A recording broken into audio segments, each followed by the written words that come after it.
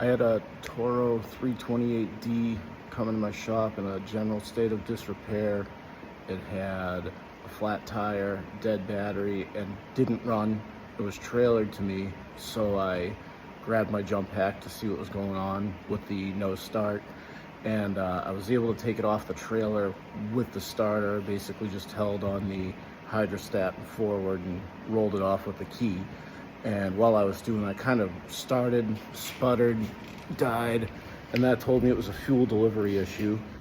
Now, whenever a diesel has any kind of fuel issue, immediately change the filters. I got this thing. That's the primary filter. It's actually hidden in the fuel pump. Oops, sorry, missed it a little bit there. It's hidden in the fuel pump. You can see all the biomass built up and grass. And you can see the grass in the drain pan. This drain pan was totally clean. Actually never used it before. You can see all this was in the fuel filter, in the pump.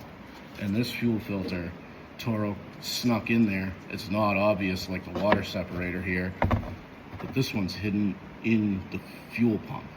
It's all integral, so it's a little tricky. But after that, and the line that I replaced in a previous video, the breather line or return line for the fuel rail, thing runs like a champ now.